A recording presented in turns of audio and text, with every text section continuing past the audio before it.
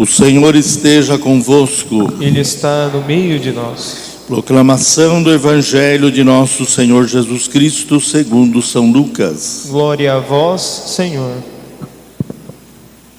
Jesus estava rezando num certo lugar. Quando terminou, um de seus discípulos pediu-lhe: Senhor, ensina-nos a rezar, como também João ensinou aos seus discípulos. Jesus respondeu: quando rezardes, dizei: Pai, santificado seja o teu nome, venha o teu reino, dá-nos a cada dia o pão de que precisamos e perdoa-nos os nossos pecados, pois nós também perdoamos a todos os nossos devedores. E não nos deixe cair em tentação. E Jesus acrescentou: se um de vós tiver um amigo e for procurá-lo à meia-noite e lhe disser: amigo, empresta-me 3 pães, porque um amigo meu chegou de viagem e nada tenho para lhe oferecer.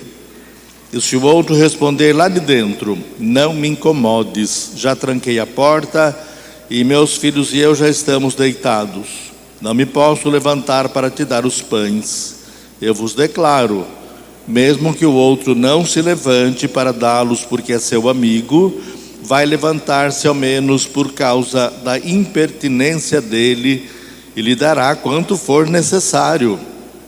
Portanto, eu vos digo: pedi e recebereis, procurai e encontrareis, batei e vos será aberto. Pois quem pede, recebe, quem procura, encontra, e para quem bate, se abrirá. Será que algum de vós que é pai, se o filho pedir um peixe, lhe dará uma cobra? Ou ainda, se pedir um ovo, lhe dará um escorpião? Ora, se vós que sois maus, sabeis dar coisas boas aos filhos, quanto mais o Pai do céu dará o Espírito Santo aos que o pedirem. Palavra da salvação. Glória a vós, Senhor. Caríssimos irmãos, irmãs, caríssimos internautas, a palavra mal, pode ser escrita com L ou com U, dependendo daquilo que nós queremos indicar. Questão de saúde ou questão de ruindade, maldade. Então, quando no Evangelho de hoje, Lucas, parece que Lucas faz um Pai Nosso mais curtinho, mais econômico, para quem já não gosta muito de rezar, não entenda assim. Também não entenda também que Jesus xingou todos de mal. Vocês são maus, seus pais, Jesus não fez nenhum julgamento dizendo nesse sentido. A questão que eu sempre lembro, a versão das traduções, quando aqui empobrece se nós não pegarmos o contexto de lá. Julgar as coisas fora de contexto, fora do acontecimento, fora de época, nunca vai chegar-se a contento, nunca vai se esgotar o sentido verdadeiro de ser, os julgamentos fora do contexto. Assim também as traduções. Então a versão, para nós entendermos o que Jesus quis dizer, a bondade do Pai. Deus Pai, o Pai é bom, Deus é bom.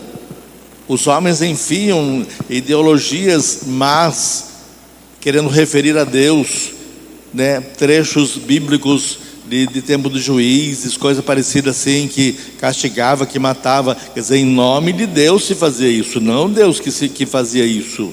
Então, por excelência, Jesus diz: o Pai é misericordioso, o Pai é bom. Nós não podemos ter a prepotência de dizer: eu sou bom quanto o Pai. Nunca isso, Então, nós somos inferior. Quer dizer, vamos atingindo uma perfeição durante o decorrer da nossa vida, jamais vamos chegar lá. O pecado da prepotência de Adão e Eva, foi esse daí, querer conhecer mais do que Deus. Bom, é claro que Deus é bom e nós somos menos bom do que Deus. Então a tradução correta, vós que sois maus, sabe dar coisa boa para os filhos. Não, vocês que são menos bom do que Deus. Se Deus quer dizer, se você que não é tão bom quanto Deus, pensa no bem. O filho pediu um pão, dá uma cobra. Pediu um ovo, dá um escorpião. Não acontece isso, não acontece. Então vocês que são menos bom, procura fazer coisas boas para os seus filhos. Imagina a bondade de Deus. Então isso é para nós fazermos uma ascese, uma subida, uma aproximação, uma busca de compreensão a Deus Pai.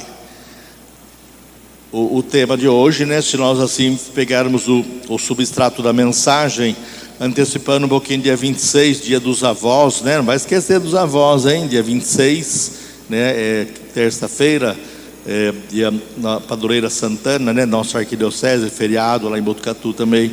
Então, lembrar dos nossos avós. Vavô é mãe duas vezes, ou mãe com açúcar, né? A mãe adocicada. Então agora ela quer recuperar um tempo perdido aí, então paparica demais os netos aí. Então são os avós, tá? Mas nessa hierarquia da vida, né? Pai, mãe, avós, quer dizer, família. Então o que deve acontecer? A família. Peraí, mas não está fugindo do tema? A intercessão, né? Então, a intercessão dos Santana, São Joaquim Padroeiro da nossa arquidiocese Santana, intercede por nós. Os santos intercedem. Não existe intercessão. Na Bíblia não fala nada de intercessão. Sim, vamos lá. Abraão intercede aqui na primeira leitura, recebe a visita dos 3 homens misteriosos ali. Vamos destruir a cidade vizinha. Abrão, que depois Abraão, Sarai, que depois Sara. Esse confronto com Deus, essa conversão plena. Um dia eu disse, Abraão era idólatra. Peraí, então você matou agora Abraão? Não, é um passado de Abraão, porque não tinha um conhecimento de Deus. Deus vai se revelando aos poucos. Então quando ele tem a plena, sim, agora eu sei quem é Deus, eu não preciso fazer coisas porque nós não sabíamos. E nesse momento desse encontro de Abraão e Sarai, esse encontro definitivo com Deus, recebe a visita, anuncia o nascimento de Isaac, né? Abraão, Isaac e Jacó. E depois então muda o nome não são mais pagão. Você é crente? Não, como não? Né? Em Abraão nós cremos, por causa de Abraão acreditar nós também cremos.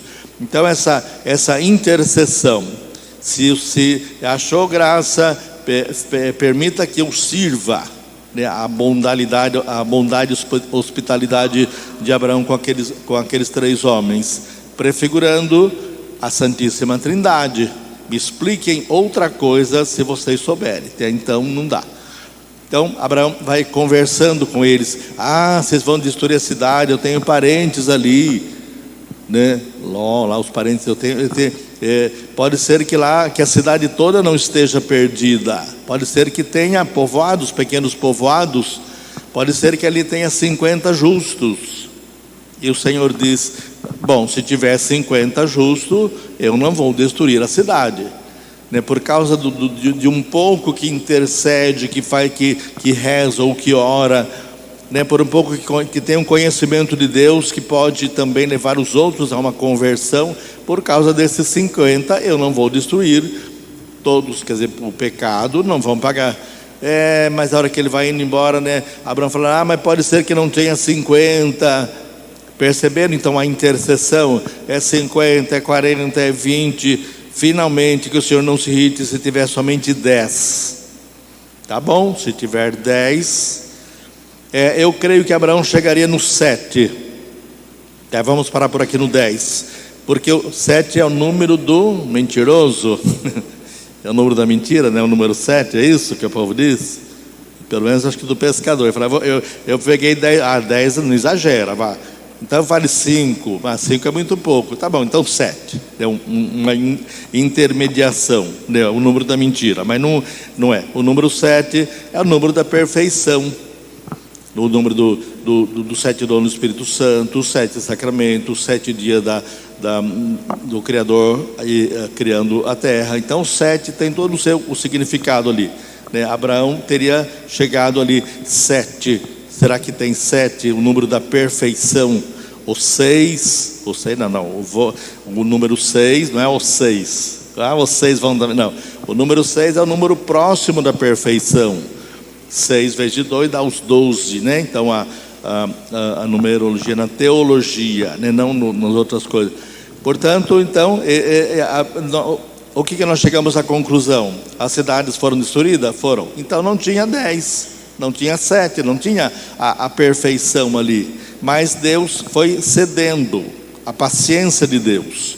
A parábola do joio, né? Perfeita. Não espere. A parábola da figueira, volta aqui o ano que vem, vamos tentar mais uma vez. Assim Deus também vai, por essa intercessão.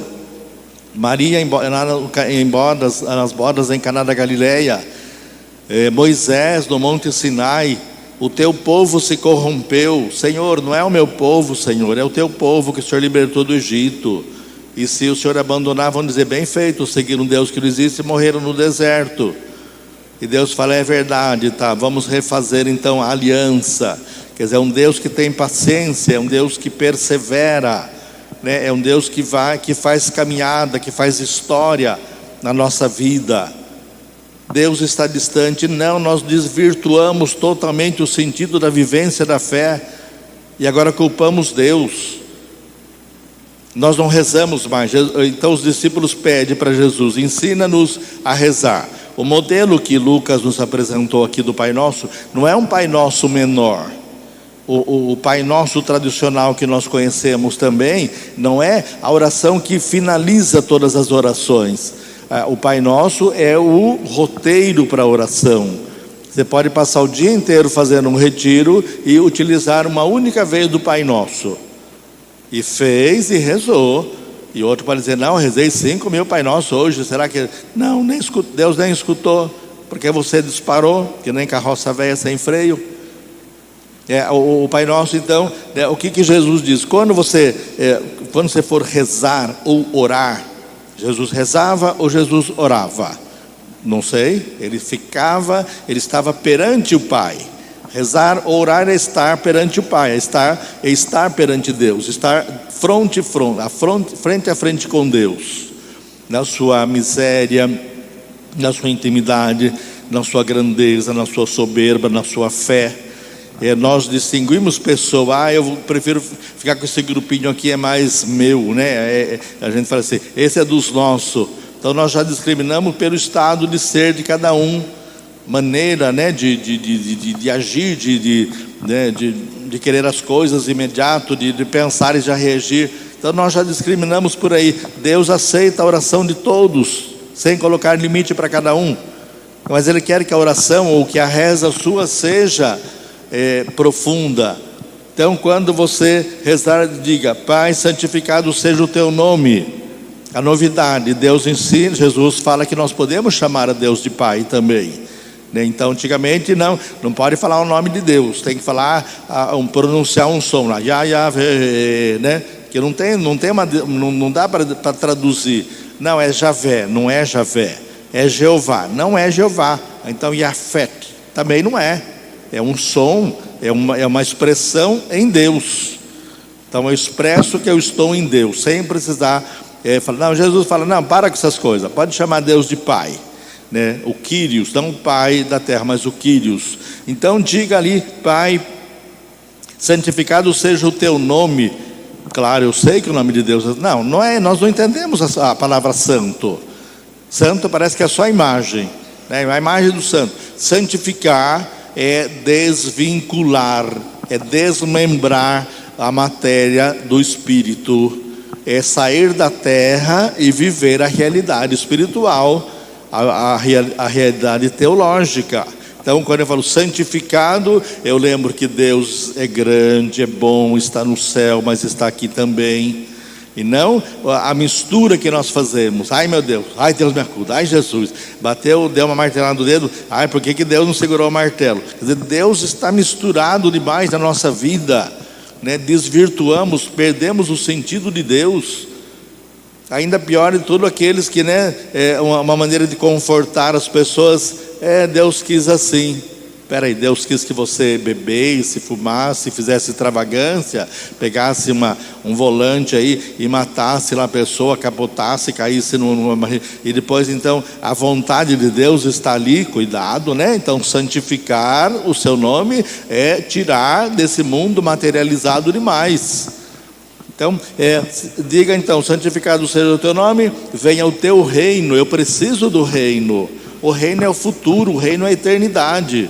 Que ele chegue até nós, que seja possível eu adquirir, eu conquistar o reino, né? Que ele me alcance, quer dizer, que eu alcance na sua grandeza o reino. Precisamos do pão todo dia. Então se a padaria fechar uma semana, não é o pão em si, o alimento, né, prefigurado no pão, todo tipo de alimento, cada população, cada civilização tem um costume de comida, né? Nós aqui, arroz, feijão, nosso alimento, é o pão de cada dia. Perdoa os nossos pecados. Jesus sabe que é difícil nós vivermos no mundo contagiado, envolto no pecado, sem se contaminar com ele. Então perdoa o nosso pecado, porque nós também perdoamos nossos devedores. Olha o problema aqui. Então está errado, não é perdoamos as nossas dívidas, não é perdoa então as nossas ofensas. Então a palavra devedor perdeu o sentido teológico hoje. O contexto de hoje não encaixa mais o contexto daquele tempo. Estou devendo para Deus. Ao dízimo, pode ser. O dízimo quer dizer, eu não pago o dízimo, eu devolvo uma parte que é de Deus, não é minha. Essa parte que eu não devolvo, eu estou tomando posse de alguma coisa que não é minha, que é de Deus. Mas não é nesse sentido ainda essa dívida. Eu estou devendo, né, as financeiras modernas aí, eu vou encampar a sua dívida. Traz aqui tudo para mim que eu vou. Você deve para o açougue, deve lá para o mercado, você deve para a loja de sapato, de roupa. Eu vou pagar tudo e vou fazer um financeiro. Você paga. Quer dizer, então a dívida é isso, é o sentido monetário. Então, perdoa a minha dívida, que eu também perdoo os meus devedores. Olha que perigo. Então, você perdoa quem está devendo para você? Não, você quer receber. Jesus conta até a parábola lá daquele que perdoou mais ou menos. Então, por isso, de um tempo para cá, né, entendeu-se que Pai Nosso, né, perdoar as nossas ofensas, quer dizer, eu estou ofendendo a Deus, eu estou em falta com Deus, né? Então, mas aqui Jesus falou naquele conto: perdoa a todos os nossos, aqueles que falham comigo, porque eu também perdoo a falha dele. Mentira, nós não perdoamos. E quando eu não perdoo, Deus também falou: você falou para mim que é para mim perdoar se você perdoar o seu semelhante. Não perdoamos o esposo, não perdoamos a esposa. Não, eu não falo mais naquilo ali, não toca mais nesse assunto que não está resolvido. Você colocou terra em cima e está vivo ali, né? A ferida você passou mertiolato e ela está viva por dentro. Perdoar é arrancar lá de dentro. É um trabalho árduo, claro. Não acontece da noite para o dia também. Então, o sentido do perdão. E não deixe cair em tentação, né? Quer dizer, livre-me de todo momento que eu vivo sendo tentado por todos os sentidos, todos os cantos. E eu julgo os outros porque eu sou santo, perfeito, o outro tem defeito, o outro é aquilo. Quer dizer, a tentação está em cada um de nós também. Nós vivemos a tentação, nós driblamos a tentação todo dia. Não somos perfeitos, não vencemos 100% as tentações. Mas eu me espelho no outro dizendo: lá fulano fez, ou lá ciclano, dando o direito também de errar, de pecar. Então o Pai Nosso é o esqueleto apenas. Agora vamos rechear. Aí fica então a pergunta, né? Paulo vai dizer assim, santificando, né? Como eu estava dizendo da família. Então, antes a circuncisão, agora então o Senhor ensinou que, não, na segunda leitura, né? Como estáveis mortos por causa do vosso pecado, o vosso corpo não tinha recebido a circuncisão, até que Deus trouxe para a vida junto de Cristo e a todos nós perdoou os pecados. Quer dizer, a circuncisão era apenas uma marca na carne, né? Do primogênito, do homem. As mulheres não eram santificadas. Os demais irmãos não eram santificados, que não eram circuncidados, só o primogênito? Não, eles faziam a conotação da bênção, da santificação, onde pai, filho, família. Pai deixa seu filho, deixa sua casa, a mulher deixa sua casa, unem e torna-se uma só carne. Então aí gera, né, a prole, e que são abençoadas nessa bênção. Então, Paulo falou um pouquinho assim num contexto que Paulo era um neoconvertido, né? um neocristão, novo cristão, judeu que sabia muito e que ainda na visão cristã, ele ainda voltava a algumas questões judaicas, ou seja, ele não tinha feito um crescimento ainda. Depois Paulo amadurece e acabou esse problema. Então precisa cuidar às vezes com as primeiras cartas de Paulo, onde ele vem falar umas coisas lá, né, de cabelo, de roupa de mulher, coisa parecida assim. Então o fato aqui, Paulo, ele nos faz lembrar que Deus sempre santificou a família, assim Ele quer e ela deve continuar. A família é isso, não existe um outro modelo de família. É uma instituição falida, mentira. Deus não voltou a falar para nós que a família está falida. Então nós estamos acreditando em homens, né, em pensamentos humanos, e deixando do lado a vontade de Deus. Jesus ainda disse, desde o começo, desde sempre, o Pai quis assim. Tá? Onde entra então a nossa vida de oração. A oração precisa parar, a oração precisa desligar tudo que está ao nosso redor. A oração precisa do silêncio. Nós estamos vivendo uma geração de surdos. Os profissionais aí na área, né, psicológica, aí, psiquiatra, terapia ocupacional, nunca tiveram tanto trabalho para tentar consertar as mentes hoje, agravada pelo fique em casa, claro, pela situação que a gente vive aí.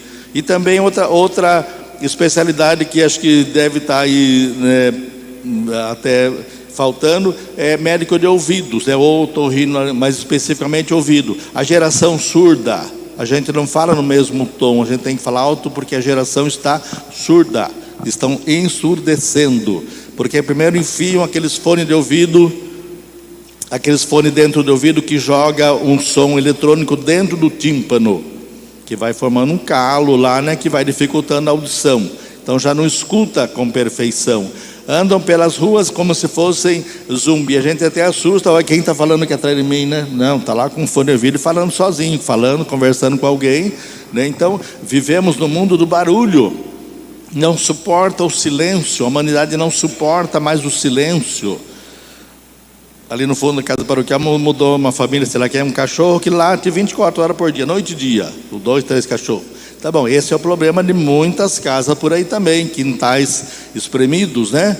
Quando a gente ia celebrar missa nas casas, assim, era terrível, não conseguia, cachorro que latia. Tá bom, mas é o cachorro fazer o quê, né? É uma outra questão. Agora, aí quando o homem então causa, né? A gente está ali assim, certos horários ali embaixo estraçalha carro, né? Mas não está caro o carro? Pneu, combustível, não é caro? Dá a impressão que vai voar uma peça de carro ali no cartódromo, né? Vem gente de fora estraçalhar carro ali, realmente estraçalhar, despedaçar carro, aquele barulhão o tempo todo lá. Tá, não me incomoda tanto assim, né? Talvez incomode mais pessoas aí. Aí tá em casa, né? Passa esse som que passa aqui de vez em quando, que a gente fala, nossa, vai cair a janela, né? Meu pai, que era meio surdo, coitado lá, né? Falou assim, olha, quem tá chacoalhando a janela? Não, pai, é o carro lá na parada em frente, passando aí o som no último volume. Hoje estava aí uma exposição, né? Não sei o que era aquilo lá, de exposição desses carros. Quanto mais potência de som, mais peso, né? Estava ali, não sei, vocês passaram por aí, vocês viram. Então, é o barulho. A Vila Zala, né, começa na sexta-feira, não sei se o povo não trabalha, começa de tarde e vara a noite inteirinha, só para às 6 horas da manhã. Sexta para sábado, sábado para domingo, e o povo está aí, né, escutando tudo isso. Então nós vivemos envolvidos num mundo barulhento e parece que nós expulsamos Deus. Deus abandonou, Deus foi embora. Não, nós não acolhemos mais Deus, nós não temos tempo para Deus, nós não temos silêncio para escutar. Nós não fazemos como João Batista, que ia para o deserto escutar nada, não tem nada, nem um barulho, zumbido do vento, né? Mas Deus falava direto no coração. Moisés sobe no Monte Sinai, Isaías foge para o Monte Carmelo, lá os profetas fogem. Então, buscar no silêncio essa intimidade com Deus. Então nós perdemos. Então essa oração do Pai Nosso de Lucas hoje, né, convida-nos a rever um pouco nossas atitudes, o tempo, o silêncio, o parar, o cessar, aquietar todas as coisas, né, desligar. O silêncio, a humanidade não suporta mais isso, acabou a energia, nossa, e agora? Parou todos os barulhos, silenciou tudo, não suportamos mais isso. E Deus fala no coração, Deus fala no silêncio, e Ele quer continuar comunicando conosco. Cura essa surdeza física, cura essa surdeza espiritual, escute mais Deus. Louvado seja nosso Senhor Jesus Cristo. Para sempre seja louvado.